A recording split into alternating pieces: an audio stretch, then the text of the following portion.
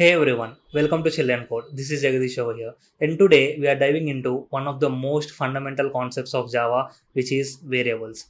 Understanding variables is a key to write any kind of Java programs. So let's get started and let's break it down in a simpler way.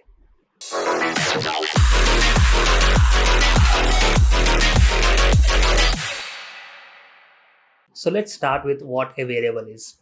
Imagine you have a box, and in this box you can store something valuable. In programming, this box is what we call as a variable. It's like a container that holds data which can change or vary as your program runs. So here's what a simple variable declaration looks like. Int a equal to 10. If you observe, this variable declaration has three key parts. One is a type and an identifier and an optional initializer. In this example, int is the data type, which means we can store any integer in this variable. A is an identifier, or we can consider it as a name of variable. In the next lines, we can use a to call the value 10. 10 is the value that we are assigning to it. Remember that it's an optional initializer, which means we can also write as int a, and in next lines of code, we can initialize the value of a, or we can give what a has to hold. And that's it. Now we have created a variable which is called as a, and it holds the value 10. Now what if you need to declare multiple variables of same type? One possible way is you can declare multiple variables in multiple lines. For example, if you want to declare two variables a and b, then you can write as int a equal to 1, and then you can write in another line as int b equal to 2. But Java lets you to do this in a single line. For example, we can write as int a equal to 3, comma b equal to 4, comma c, comma d. In this line, we have declared four variables which are type of integer. Don't worry what data types are, we'll discuss in our future videos. So we have declared four types of integer, out of which two variables a and b are initialized with some value, c and d are not initialized with any value, which means we can initialize what c and d holds in our further lines. Now let's talk about something cool called as dynamic initialization. So far we have been assigning static or constant values to our variables. For example, we have assigned 1 to a and 2 to b, etc. But sometimes we want our variable's value to be determined by a calculation or an expression. For example, consider this example. Here we have declared and initialized two variables, int a equal to 1 and int b equal to 2. Now we are writing in another line saying that int c equal to a plus b, which means the value of a plus b. So in this example, c is not assigned with any static values like 1, 2, 3 or 4. Instead, it's assigned the result of an expression which is a plus b. Now in our example, the value of c would be of course 3. So what's great about this? If a or b in future changes its value, then automatically, dynamically, the value of c will get changed and reflected. That's the dynamic initialization part. Now let's discuss about the rules of naming variables. Before you go wild naming your variables, there are some important rules to follow in Java. The first rule is a variable can only contain letters, numbers, dollar sign, and an underscore. Please have a look on which is a valid and which is an invalid variable. So, and the second rule is the variable name must start with a letter or an underscore. Remember that a variable name can never start with a number. And the next one is variable names are also case sensitive. For example, variable with uppercase v and a variable with lowercase v would be considered as two different variables. And the last rule is avoid using Java's reserved words such as int, public, class, etc. as your variable names. So we'll discuss in our future videos what Java's reserved keys are. Alright, let's wrap this up with a simple program. We are going to add two numbers together and print the result. No need of any input or something, just a straightforward addition. So now let's open our notepad and start writing a program. So remember, if you are using text edit on Mac, then go to format and make it as a plain text before saving a file. So as discussed in our previous video, so the file name has to end with .java extension. So let's consider this as addition addition.java. I am saving it on desktop for now and click on save. So here you can see the file addition.java. So now let's write the code. So the first task is to create a class addition. So it's always a best practice to use the file name as the class name. So remember that in every Java application, we must have at least one class. And then we need to define a main method.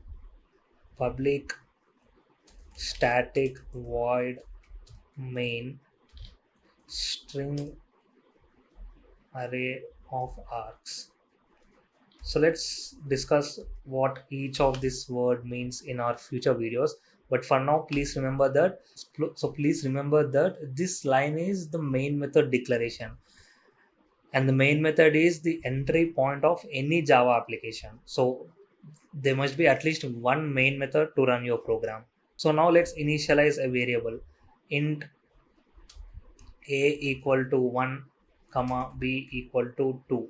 Remember that any statement in Java must end with a semicolon. And now we are creating our third variable c, which is a result of the addition of a and b.